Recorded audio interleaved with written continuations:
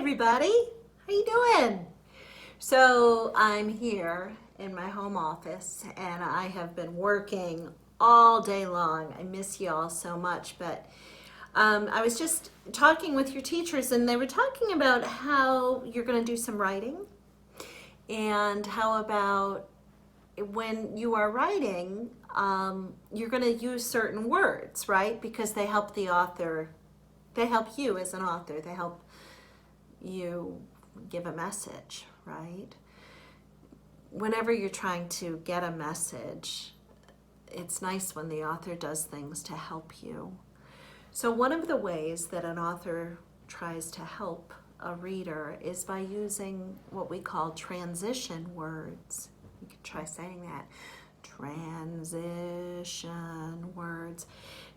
It's just a really fancy way to say that we use words in our writing that help our reader know when something happens, or they help our reader to know that something next is coming up, or, you know, they just help the reader get the message. And I'll tell you what, a lot of the places that you'll see or hear a lot of transition words are when you're giving somebody directions. And it is so lucky that you are here because I have decided that it is time, after a long day of working from home, I am going to have some peanut butter toast.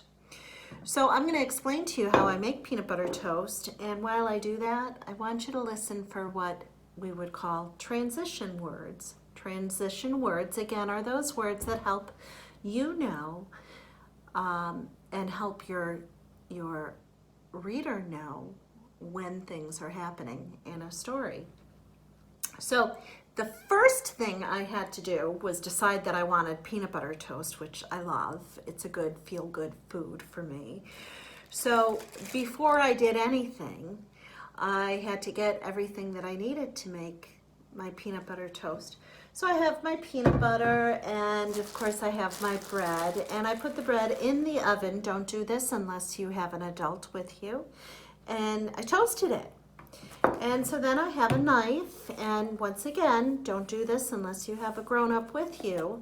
You'll see that, you know, I'm a grown-up. So the next thing that I do, of course, is open up the peanut butter, and then I very carefully, because I don't like to make a mess, I put the peanut butter on the bread. Now, after I put the peanut butter on the bread that's been toasted, I have to be very careful, and I kind of clean up that knife, you see. So before I can enjoy my peanut butter toast, I need to clean up. So after I clean up, I'm going to come back and enjoy my peanut butter toast. And finally, my day will be finished. My school day will be finished. I think. You never know what's going to happen later on. But I do want you to think about transition words. Did you happen to hear any transition words? Did you hear me say words like first, and next, and after that, and finally, or before? All transition words. Use transition words in your writing. It helps readers get the message that you're delivering, okay? I miss you. I will see you soon. Hi guys, can you feel it? There's the dogs barking. So we're almost finished with our realistic fiction story. We've got a couple more days where we really need to just work on fine-tuning it. So I'd like to just make sure today that you're adding transition words. And a transition word is kind of like on the first page you would need a transition word because you have a really good opening. So like on Monday, last year in kindergarten, you're telling people when it happened. But a transition word would be used more on like page 2 or 3, where you're going to tell people like the time frame that it happened, what they did next. Then, remember when we wrote directions and we said first you're going to place the cookie dough batter in the pan, then you're going to do that. So transition words are similar to that. They really just get the reader's attention. They also help transition the sentences together. So here's my story, and I'll show you where I'm going to add a transition word. On Monday in gym class, Lucy was shooting baskets. She was scared because she didn't know how to shoot. Lucy was not good at making any baskets. She had never played basketball before in her life.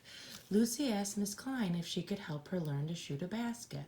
Miss Klein showed her where to place her hands and push the ball through. So I'm going to actually put a transition word here. Remember, put this here. Remember what it's called, a caret. And then I'm going to write the word then. Then Miss Klein showed her where to place her hands and push the ball through.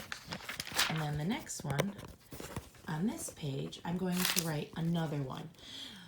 Lucy practiced every day. She learned how to make a basket swish. So this is another transition word I'm going to put in there. And this is one. Finally, she learned how to make a basket swish. So that kind of also helps with the swish at the end, and it gives us closure. The other thing I want you to work on today is I want you to go through every word on this page, and I want you to check your word wall to make sure that it's spelled correctly. All right, we have one more day of revision tomorrow. See you tomorrow. Bye.